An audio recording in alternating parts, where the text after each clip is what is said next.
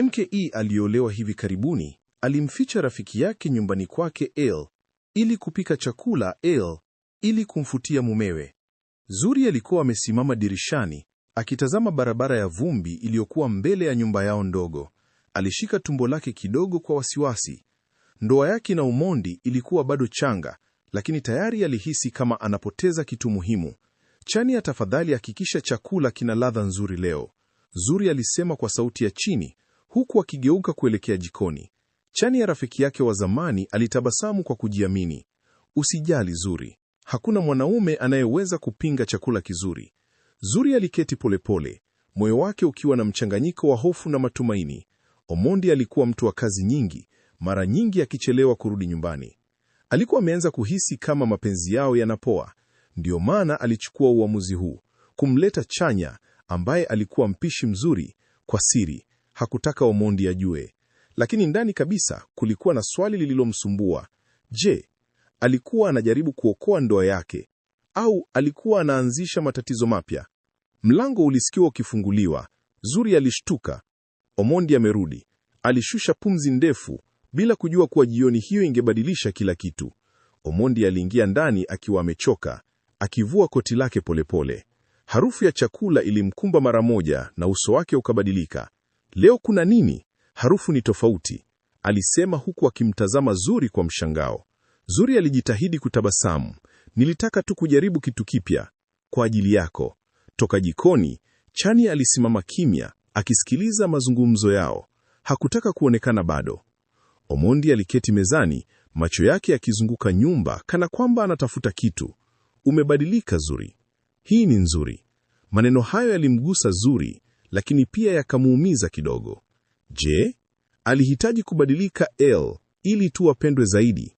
Chania alileta chakula mezani bila kusema neno, kichwa chake kikiwa chini. Omondi hakumtambua vizuri mara ya kwanza, lakini alipoinua macho yake, "Samahani, wewe ni nani?" aliuliza kwa ukimya mzito ulijaa chumbani. Zuri alihisi moyo wake ukidunda haraka. "Ni rafiki yangu," alisema kwa sauti ya chini. Omondi alimtazama tena Chania, macho yake yakiwa na kitu kisichoeleweka. "Rafiki au kitu zaidi?" aliuliza kwa utulivu uliojaa mashaka. Na hapo ndipo mvutano wa kweli ulipoanza. Chania alisimama wima, akijaribu kuonekana mtulivu hata kama hali ilikuwa nzito. "Jina langu ni Chania, nimekuja kumsaidia Zuri tu," alisema kwa sauti ya heshima. Omondi hakujibu mara moja.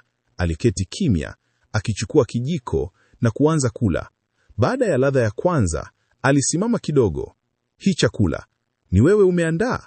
aliuliza huku akimtazama Chania. Chania alitikisa kichwa. "Ndiyo." Omondi alitabasamu kwa mara ya kwanza siku hiyo. "Ni kitamu sana." Zuri alihisi kama kitu kinachoma moyoni mwake. Alitaka Omondi aseme hivyo kuhusu chakula chake pia, lakini hakusema. Badala yake, alinyamaza. Mazungumzo yalikuwa mafupi, lakini macho yalizungumza mengi zaidi. Omondi alionekana kuvutiwa, si tu na chakula, bali pia na utulivu wa Chania. Baadaye usiku huo, Zuri alikaa peke yake kitandani. "Nilifanya kosa?" alijiuliza kimoyomoyo. Kwa mara ya kwanza, alihisi kama alikuwa amemkaribisha mtu mwingine ndani ya ndoa yake bila kutarajia. Na nje, upepo ulivuma polepole, kana kwamba unaleta onyondo ambalo bado halijaeleweka. Siku zilizofuata zilianza kubadilika kwa kasi ambayo Zuri hakutarajia. Omondi alianza kurudi nyumbani mapema zaidi. Kila jioni, harufu ya chakula ilijaa nyumba, na mara nyingi Chania ndiye aliyekuwa jikoni.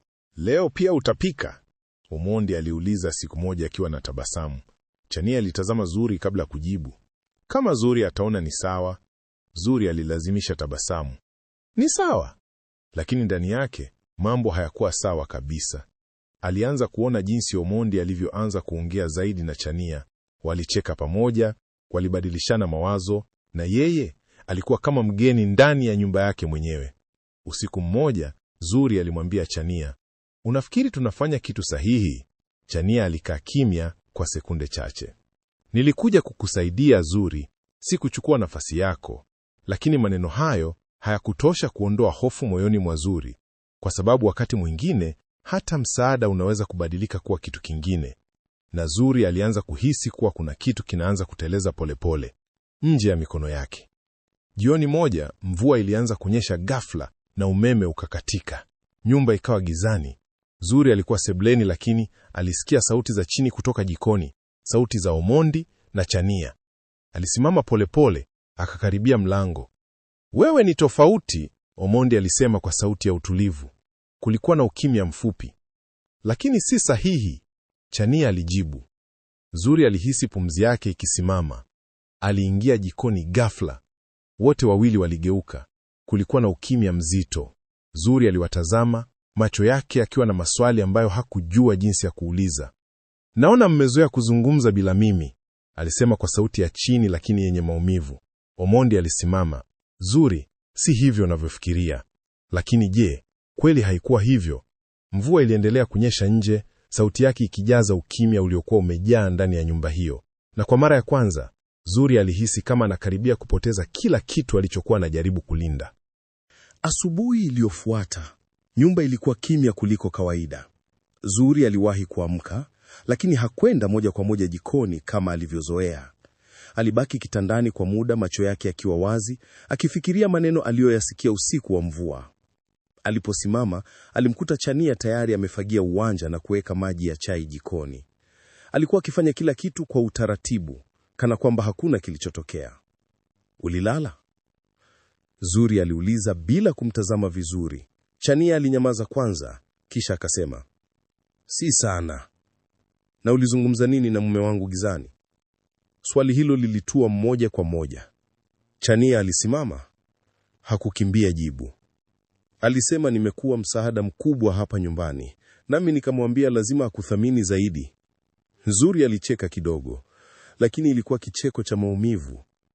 "Hivyo ndivyo nilivyosikia." Chania alisongea karibu. "Zuri, usinigeuze adui. Mimi ndiye ulininileta." Maneno hayo yalimuuma zaidi kwa sababu yalikuwa ya kweli. Wakati huo huo, Omondi alitoka chumbani akiwa tayari kwa kazi. Aliwaona wote wawili, akagundua hali si ya kawaida. "Kuna shida?" aliuliza. Zuri alimwangalia kwa macho makavu. "Ndiyo, na leo sitaki mtu anifanyie kama sioni." Omondi hakujibu haraka. Kwa mara ya kwanza, alielewa kuwa siri ndogo iliyokuwa imeanza kama msaada, sasa ilikuwa imeanza kufungua mlango wa majeraha makubwa. Siku hiyo, Omondi hakutoka mapema kama kawaida. Aliketi sebuleni kwa muda mrefu, kana kwamba alikuwa anatafuta maneno sahihi ya kutuliza hali iliyokuwa imeharibika. "Zuri," alisema kwa sauti ya chini, "nisingependa uumie kwa sababu ya kitu ambacho hakikupaswa kufika hapa." Zuri aligeuka kumtazama. "Kitu gani? Kumleta rafiki yangu? Kumficha nyumbani kwangu? Au kukuona ukianza kumzoea kuliko mimi?" Omondi hakujibu haraka. Chania, aliyekuwa amesimama mbali kidogo, aliona wazi kuwa ndoa ile ilikuwa na tatizo lililoanza hata kabla yake kufika, lakini hakuweza kusema hivyo kwa sauti. Kila neno lingeonekana kama kujitetea. "Labda ni bora niondoke," Chania alisema. Zuri alishtuka kidogo. Alikuwa amekasirika, ndiyo, lakini kusikia rafiki yake akisema ataondoka kuligusa kitu ndani yake. Omondi akasema, "Hakuna anayekufukuza." Zuri akamkatiza, "Lakini hakuna anayetaka kusema ukweli pia." Ukimya ukafuata tena. Mchana ulipoingia, jirani yao, Mama Akinyi, alipita na kusalimia. Alipoona nyuso zao, alijua kuna jambo. Wanawake wa umri wake walikuwa na macho ya kuona hata kilichofichwa na tabasamu. "Ndoa changa huhitaji hekima, si siri," alisema huku akiondoka. Maneno hayo yalibaki ndani ya nyumba kama onyo, na kwa mara ya kwanza Zuri alianza kujiuliza kama tatizo lake halikuwa Chania peke yake, bali hofu yake mwenyewe ya kutotosha.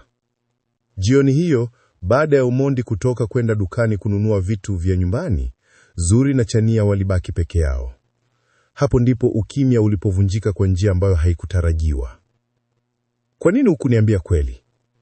Zuri aliuliza. "Kweli gani?"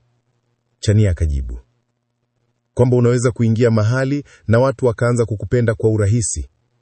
Wewe ni mzuri, una maneno ya upole, una kipaji. Na mimi nilikuletea ndani ya nyumba yangu mwenyewe. Chania aliketi chini polepole. Zuri, tumekuwa marafiki tangu zamani. Ulikuwa unanipa nguo zako nisome kwa sababu kwetu kulikuwa gumu. Leo unaniona kama mshindani? Zuri, macho yakaanza kumjaa. Nakiona ninachokiona. Chania naye sauti ikabadilika. Na mimi naona uchovu wako. Tangu nifike hapa, sijawahi kumwona Omondi akizungumza nawe kwa utulivu, isipokuwa wakati wa chakula. Hicho si chakula tu Zuri. Hapa kuna mambo hamjashughulikia. Maneno hayo yalimuumiza Zuri, lakini yalimgusa KWA ukwali. Unasema ndoa yangu ilikuwa na tatizo kabla yako? Ninasema wezi kuponya pengo la moyo kwa harufu ya pilao. Zuri alikaa kimya. Hiyo ndiyo ilikuwa mara ya kwanza rafiki hao wawili kuongea kwa KWA ukweli wa ndani, si kwa heshima tu. Na hapo ndipo hadithi ilianza kugeuka, si kuhusu chakula tena, bali kuhusu maumivu, uaminifu na vita vya kimya vinavyotokea ndani ya ndoa nyingi. Usiku ulipofika, Omondi alirudi na mfuko wa matunda mkononi. Alipoingia, aligundua nyumba ilikuwa kimya, lakini si kimya cha ugomvi. Kilikuwa kimya kizito cha watu waliozungumza ukweli mchungu. Aliketi na kuangalia wote wawili. Nimechoka kuona kila mtu akiteseka kwa sababu ya mimi kunyamaza. Zuri hakusema neno. Omondi akaendelea. Tangu tulipofunga ndoa, nilihisi presha nyingi. Kazi imekuwa ngumu. Fedha si nyingi kama unavyofikiri. Nilijaribu kujifanya mwenye nguvu. Nikaanza kuchelewa kurudi nyumbani kwa sababu sikutaka uone ninavyoshindwa. Zuri alimwangalia kwa mshangao. Kwa hiyo ulikuwa mbali nami kwa sababu hiyo? Omondi alitikisa kichwa. Ndiyo. Na nilipoona umejaribu kufanya nyumba iwe ya furaha kwa njia yako, niliguswa. Lakini sikujua jinsi ya kusema. Chani aliinama kidogo, akitambua sasa kuwa mvutano ule ulikuwa umejengwa juu ya ukimya zaidi kuliko usaliti. Na kuhusu mimi? Aliuliza kwa upole. Omondi alimwangalia kwa heshima. Nilivutiwa na utulivu wako. Ndiyo, kwa sababu unavyofikiria. Ulinikumbusha kuwa kuna amani ambayo nimekuwa nikiikimbia. Zuri alinyamaza, lakini macho yake yalibadilika. Sasa hakuona moto ule ule wa wivu. Aliona uzito wa ndoa ambayo haikuwa bado imejifunza kuzungumza. Lakini kabla hali haijatulia kabisa, mlango uligongwa. Na mgeni aliyesimama pale alibeba habari ambayo hakuna aliyekuwa tayari kuisikia. Alikuwa Ayana, dada mdogo wa Omondi. Alifika akiwa na uso wa wasiwasi na kanga iliyofungwa kwa haraka, kana kwamba ametoka nyumbani kwa dharura. Omondi, unahitajika kwa mama sasa hivi, alisema bila hata kuketi. Kuna nini? Omondi akauliza akiwa amesimama tayari. Ayana alimeza mate. Shamba limewekewa madai. Kuna mtu anasema baba aliweka saini ya deni kabla hajafariki. Wametishia kuchukua sehemu ya ardhi. Nyumba nzima ikabadilika mara moja.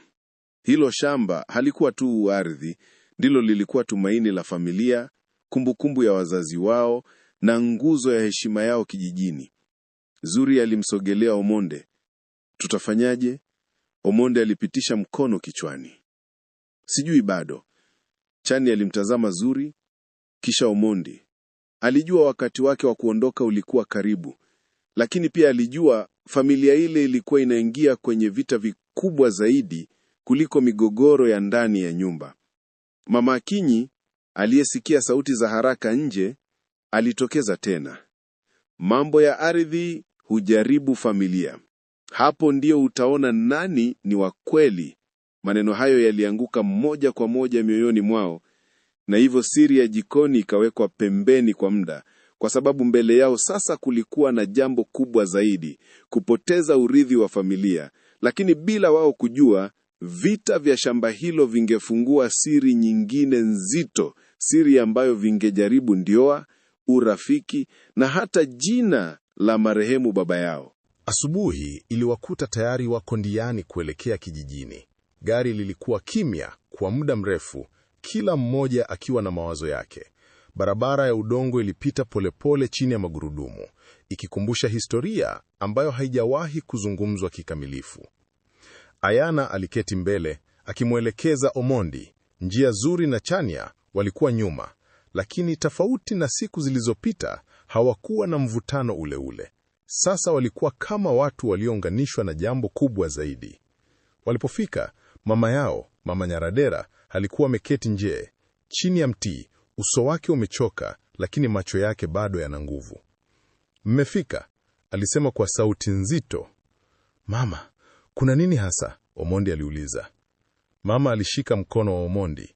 "Kuna mtu anadai baba yako alikopa pesa kubwa. Wanasema kuna karatasi yenye saini yake." Zuri alishtuka. "Lakini baba alifariki miaka mingi iliyopita." Mama alitikisa kichwa. "Ndiyo maana hii inanitia wasiwasi." Chani alisikiliza kwa makini. Kitu ndani yake kilionza kuhisi kuwa hii si kesi ya kawaida. Omondi alisimama wima. "Nitakutana nao." Lakini kabla hajaondoka, mama yake alisema kwa sauti ya tahadhari, "Usiamini kila unachosikia. Kuna watu wanacheza na kumbukumbu za wafu." Na hapo, safari yao ya kutafuta ukweli ilianza rasmi. Mchana huo walikutana na mtu aliyeleta madai, mwanaume aliyejitambulisha kama Bwana Kibet. Alikuwa mtulivu, lakini macho yake yalikuwa makali. "Nina ushahidi kamili," alisema huku akitoa faili. Omondi alichukua karatasi na kuanza kusoma. Kulikuwa na saini ya baba yake, pamoja na makubaliano ya deni kubwa. Zuri alimsogelea, akajaribu kuangalia. Inaonekana halisi. Lakini Chani hakusema neno. Alikuwa anatazama kwa makini sana. "Ilisainiwa lini?" aliuliza. "Kabla ya kifo chake," Kibet akajibu kwa uhakika. Chani alitikisa kichwa kidogo. "Kuna kitu hakiko sawa." Omondi alimwangalia. "Unaona nini?" Chani alinyamaza kwa sekunde, kisha akasema, "Saini inaonekana kama ya mtu mzima, lakini kuna sehemu imeandikwa kwa mkono wa mtu mdogo, na tarehe inaonekana imeandikwa juu ya kitu kilichofutwa." Kibeti alicheka kidogo. "Unataka kusema nimegushi?" Chani hakutetemeka. "Nataka kusema kuna kitu hakijawekwa wazi." Mama Nyaradera alisimama nyuma yao, moyo wake ukianza kupiga haraka, kwa sababu sasa haikuwa tu kesi ya deni, ilikuwa kesi ya ukweli dhidi ya uongo. Na Chania, ambaye alikuja kama mpishi, sasa alikuwa anaingia kwenye vita ambayo hakuna aliyeitarajia. Usiku huo walikaa ndani ya nyumba ya udongo wakijadili. Taa ya mafuta iliwaka polepole, ikitoa mwanga wa manjano uliotengeneza vivuli ukutani. Omondi alikuwa amekaa kimya muda mrefu. "Kama hii ni ya kweli, tutapoteza kila kitu." Zuri alimsogelea. "Lakini kama si ya kweli, hatuwezi kuruhusu watu watudhulumu." Chani alichukua karatasi ile tena. "Nahitaji muda kuichunguza vizuri. Kuna mtu hapa kijijini anayejua kusoma maandishi ya zamani?" Ayana akasema, "Kuna mwalimu mzee, Mwalimu Garasa. Alifundishwa baba." Chani alitabasamu kidogo. "Huyo ndiye tunamhitaji." Mama alitikisa kichwa. "Lakini kuwa makini. Kibeti ana watu wake hapa. Sio kila mtu yuko upande wetu." Maneno hayo yalileta ukimya mzito. Zuri alimwangalia Chania kwa namna tofauti sasa. Hakuwa tena rafiki tu. Alikuwa mtu anayesaidia kulinda familia. Na ndani ya moyo wake Zuri alihisi kitu kikibadilika. Si wivu tena, bali heshima. Lakini pia kulikuwa na hofu mpya. Je, vita hii ingewaleta karibu zaidi au ingewafunua kwa njia ambayo hawako tayari kuikabili?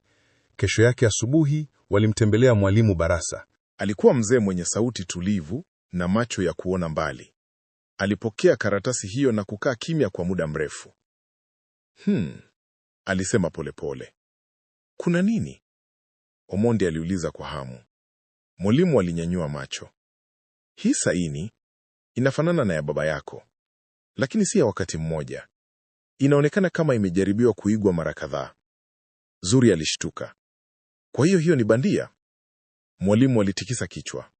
"Sio rahisi kusema hivyo moja kwa moja, lakini kuna dalili za kuingiliwa." Chani aliongeza. "Na tarehe?" Mwalimu alionyesha sehemu fulani.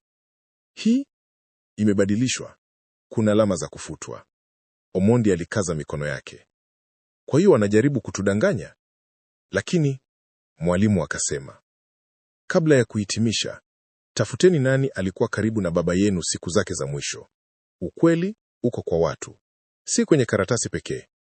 Maneno hayo yalikuwa kama ufunguo mpya, na hapo safari yao ilibadilika tena, kutoka kuchunguza karatasi hadi kuchunguza watu waliokuwa karibu na familia yao, na siri ilianza kuwa kubwa zaidi kuliko walivyofikiria.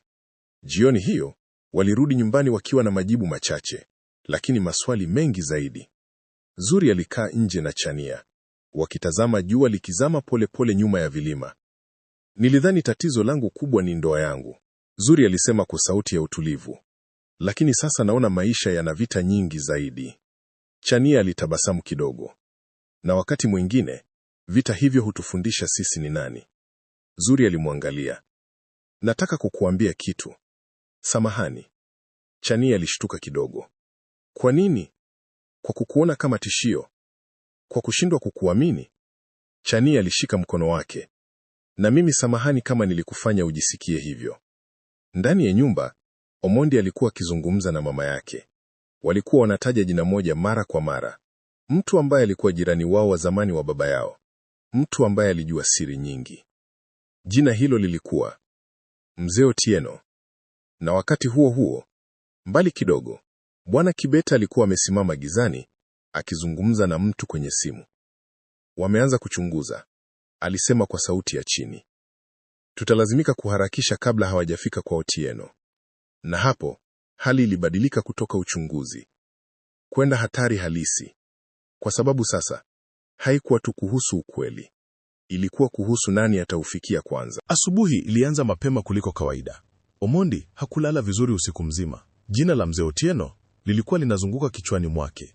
Lazima tumtafute leo, alisema akiwa amesimama nje akivaa viatu. Ayana alitikisa kichwa. Anaishi mbali kidogo karibu na MTO, lakini siku hizi haonekani sana. Zuri alitoka nje akiwa ameshika kikombe cha chai. Tukiwa pamoja tutafika, Chania aliongeza, na tukifika lazima tuulize kwa hekima. Watu wazee hawafunguki kwa haraka. Safari yao ilianza kwa miguu kupitia njia nyembamba za kijiji. Walikutana na watu wachache waliowatazama kwa macho ya kuuliza maswali, lakini hakuna aliyesema wazi. Walipokaribia nyumba ya Otieno, waligundua mlango umefungwa na mazingira yalionekana kama hayajaguswa kwa muda. Omondi alipiga mlango.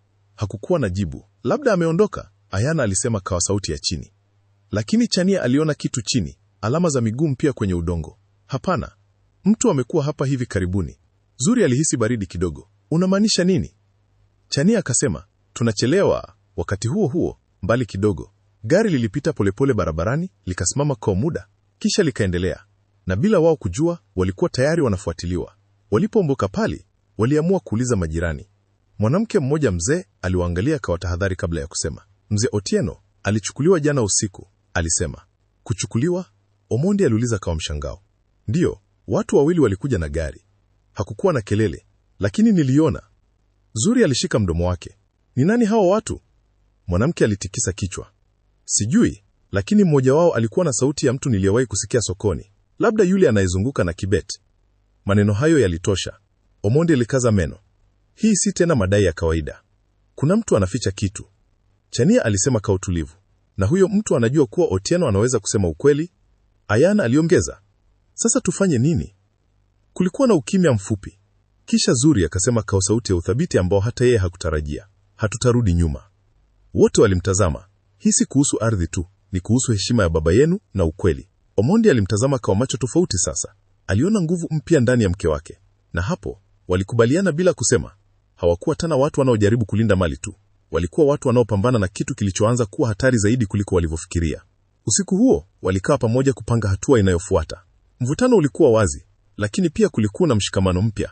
Tunapaswa kuripoti kwa polisi, Ayana alisema. Omondi alitikisa kichwa polepole. Bila ushahidi wa kutosha, inaweza kuwa vigumu, na kama Kibet ana watu wake, tunaweza kujiweka hatarini zaidi. Chania aliwaza kwa muda. Kuna njia nyingine. Wote walimtazama. Kama wanataka kuficha Otieno, basi lazima wanahofia kitu walichokiona au walichokisikia. Tunaweza kuwavuta wajionyeshe wenyewe. Zuri aliuliza. Vipi? Chania akasema, tutangaze kwamba tumepata ushahidi mpya. Hata kama si kweli, watalazimika kuchukua hatua. Omondi alitabasamu kidogo. Hiyo inaweza kufanya kazi. Lakini ni hatari. Zuri alishika mkono wake. Hatari ipo tayari. Ndani ya giza la usiku, waliweka mpango wao. Sio kamili, lakini ulikuwa na matumaini. Na mbali kidogo, simu ya Kibet iliwaka tena. Wanasogea haraka, sauti ilisema. Kibet alijibu kwa utulivu.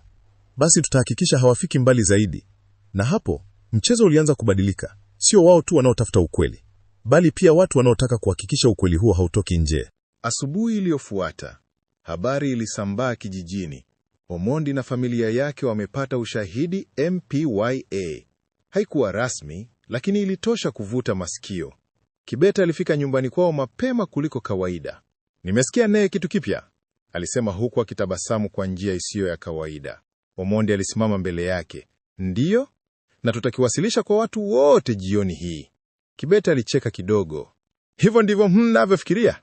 Chania aliyekuwa pembeni alimtazama kwa makini.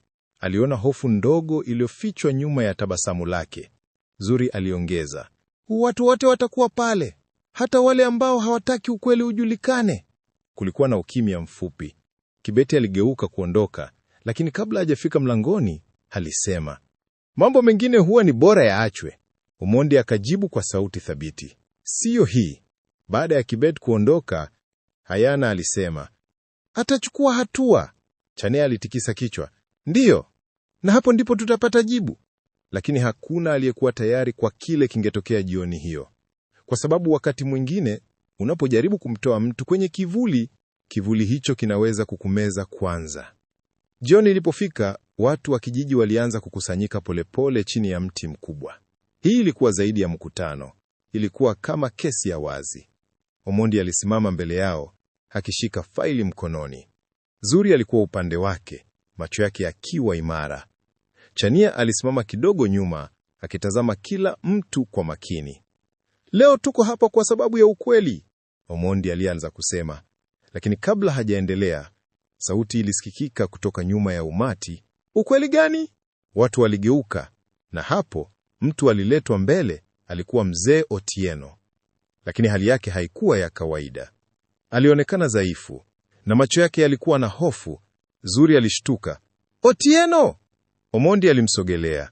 Nani alikufanya hivi? Otieno alitazama watu waliokusanyika, kisha macho yake yakasimama kwa mtu mmoja, Kibet. Kulikuwa na ukimya mzito. Kisha, kwa sauti dhaifu lakini wazi, Otieno alisema, sio kila kitu kiko kama kinavyoonekana, hata ndani ya familia yenu. Maneno hayo yaligonga kila mtu. Zuri alimwangalia Omondi. Omondi alimwangalia mama yake.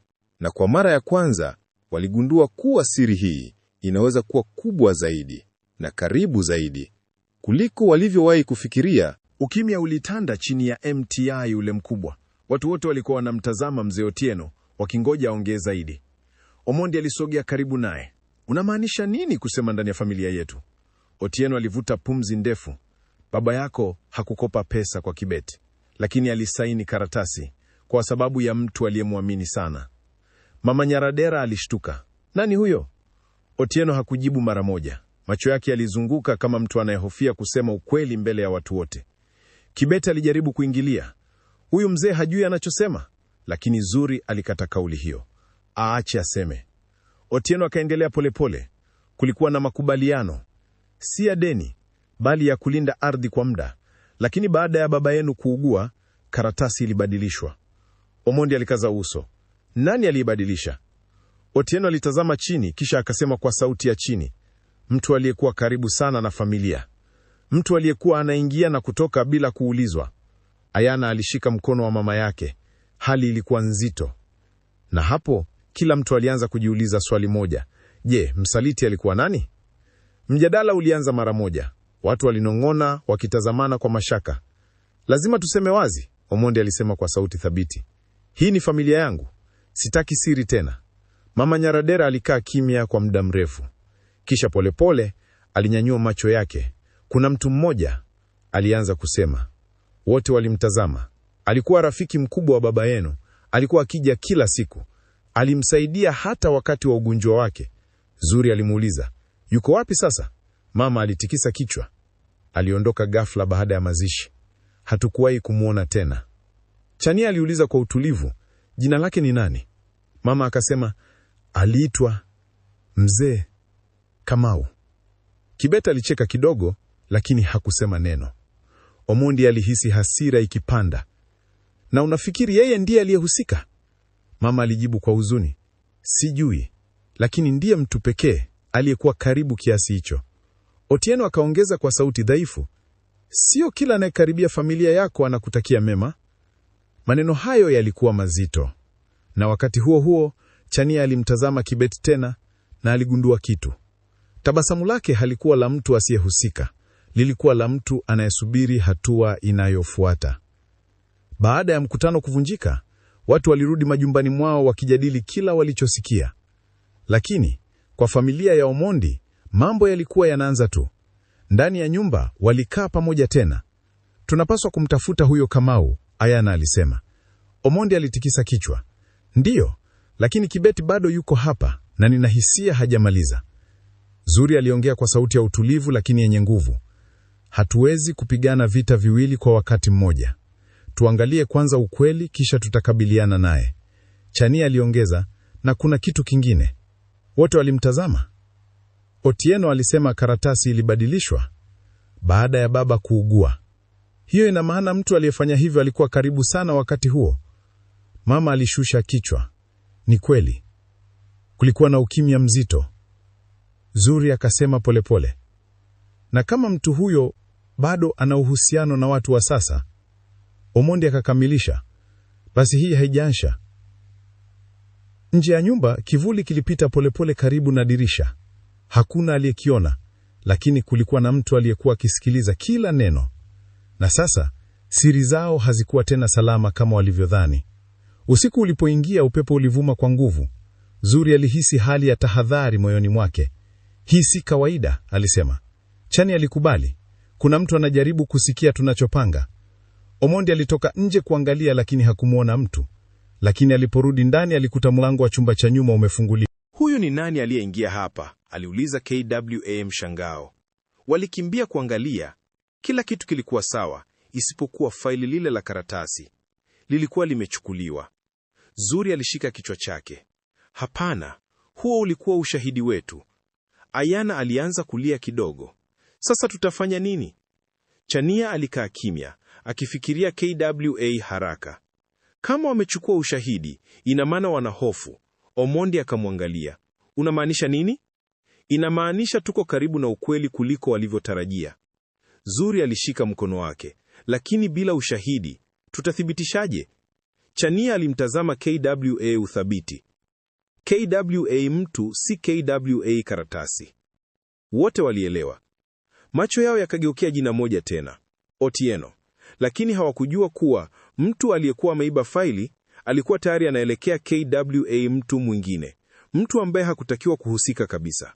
Asubuhi iliyofuata, Otieno hakuonekana tena. Walimtafuta nyumbani kwake, hakukuwa na mtu. Waliuliza majirani, hakuna aliyeona alipoenda. Hofu ilianza kuongezeka. Hii si bahati mbaya, Omondi alisema. Kuna mtu anajaribu kufuta kila anayejua ukweli. Zuri alihisi moyo wake ukipiga haraka. Ina maana hata sisi? Chania alimkatiza KWA utulivu. Ndiyo, tuko hatarini. Mama Nyaradera alikaa chini, akishika kichwa chake. Hii imekuwa kubwa kuliko nilivyofikiria. Ayana alisema KWA sauti ya chini. Labda tunapaswa kuacha. Lakini Omondi alisimama ghafla. Hapana, tumeanza hii, tutamaliza. Zuri alimtazama KWA utulivu. Na kwa mara ya kwanza, alihisi kuwa ndoa yao ilikuwa imeanza kuwa na nguvu ya kweli. Sio kwa sababu ya chakula, bali kwa sababu ya kusimamia pamoja. Chania alitabasamu kidogo. Basi hatua inayofuata ni moja tu. Omondi akauliza, ipi? Chania akasema, tutamfanya Kibet ajiseme mwenyewe. Kulikuwa na ukimya mfupi. Mpango huo ulikuwa hatari, lakini sasa hawakuwa na chaguo jingine. Na mbali kidogo, Kibet alikuwa ameketi peke yake akitazama faili lile lile aliloiba. Ndani yake kulikuwa na siri ambayo ingeweza kuangusha kila kitu, ikiwemo familia ambayo ilidhani inatafuta ukweli. Asubuhi ilianza kwa kiumia mzito. Hakuna aliyesema sana, lakini kila mmoja alijua leo si siku ya kawaida. Omondi alisimama nje akitazama mbali. Zuri alimsogelea pole pole. Unafikiri atakuja? Aliuliza. Omondi alijibu bila kumtazama. Atakuja. Watu kama yeye hawawezi kuacha mambo yaende bila wao kuwepo. Ndani ya nyumba, Chania alikuwa akipanga kitu mezani, si chakula, bali mpango. Alikuwa ameandika mambo kadhaa, akijiandaa kwa hatua yao ya mwisho. Tukifanya kosa kidogo tu, tutapoteza kila kitu, alisema. Ayana alimeza mate, na kama tukifanikiwa, Chania alimtazama kwa macho ya utulivu. Basi ukweli utaishi. Muda ulipofika, walikusanyika tena chini ya ule mti mkubwa. Watu walikuwa wengi zaidi kuliko jana. Na kama walivyotarajia, Kibet alifika. Alitembea polepole, uso wake ukiwa na tabasamu lile lile lisiloeleweka. Lakini leo kulikuwa na kitu tofauti. Hakujua kuwa leo si wao wanaotafuta ukweli, bali ukweli unamfuata yeye. Omondi alisimama mbele ya watu wote, macho yake yakiwa thabiti. Leo hatuna karatasi, alisema, lakini tuna ushahidi wa kweli, ushahidi wa mtu. Kibet alicheka. Maneno haya yatoshi bila karatasi. Chania akasogea mbele kidogo. Ni kweli, lakini ukweli hauishi kwenye karatasi pekee. Kisha aligeuka kwa watu. Ni nani aliyemuona mzee Otieno akichukuliwa? Mwanamke yule yule mzee alijitokeza. Mimi niliona. Na uliwaona kina nani? Chania aliuliza. Alisita kidogo, kisha akanyoosha mkono, moja kwa Kibet. Kelele ndogo zilisikika. Kibet alijaribu kucheka. Huyo mzee anaota. Lakini kabla hajaendelea, sauti dhaifu ilisikika nyuma yao. Anasema ukweli. Wote waligeuka. Alikuwa Otieno. Safari hii alisimama mwenyewe, akishikilia fimbo. Nililazimishwa kunyamaza, lakini leo sitanyamaza, alisema. Kibet uso wake ukabadilika kwa mara ya kwanza, na hapo ngome yake ya uongo ilianza kupasuka. Otieno alisogea mbele polepole, kila hatua ikiwa na uzito wa miaka ya kimya. Kibet, haukuwa peke yako, alisema. Watu walinyamaza kabisa. Ulitumia jina la Kamau, lakini ukweli ni kwamba Kamau alishirikiana na wewe kabla hajapotea. Mama Nyaradera alishika kifua chake. Haiwezekani. Otieno akaendelea. Baba yao alisaini makubaliano ya kulinda ardhi, lakini baada ya kuugua, nyinyi mligeuza karatasi hiyo kuwa deni. Zuri alihisi macho yake yakimjia. Hivyo yote haya ni uongo? Aliuliza. Omondi alikaza mkono wake. Ndiyo, uongo uliopangwa. Kibet alijaribu kuondoka polepole, lakini watu walimzingira. Subiri, Omondi alisema kwa sauti nzito. Hii inaisha leo. Kwa mara ya kwanza, Kibet hakuwa na jibu. Hakukuwa na karatasi tena ya kujificha. Hakukuwa na mtu wa kumkinga. Kulikuwa na ukweli tu ulioonekana wazi mbele ya kila mtu. Na kwa ukimya huo, kila mtu alielewa kuwa vita ilikuwa imefika mwisho. Baada ya kila kitu kuwekwa wazi, kijiji kilikaa kimya kwa muda mrefu. Hatua zilichukuliwa. Kibet aliondolewa pale na suala likapelekwa kwa viongozi wa eneo. Lakini kwa familia ya Omondi, hii haikuwa mwisho tu wa tatizo. Ilikuwa mwanzo mpya. Jioni hiyo, walikaa pamoja nje ya nyumba. Hakukuwa na mvutano tena. Hakukuwa na hofu. Zuri alimtazama Omondi kwa macho ya upole. Tulikuwa tunapotea. Kabla ya haya yote, Omondi alikubali. Ni kweli. Lakini sasa najua kitu kimoja. Sitaki kukupoteza tena. Chania alisimama akijiandaa kuondoka. Nimekamilisha nilichokuja kufanya, alisema. Zuri alishtuka. Unaondoka? Chania alitabasamu kidogo. Ndoa yenu sasa ina nguvu. Hainihitaji tena. Zuri alimkumbatia kwa nguvu. Asante. Kila kitu.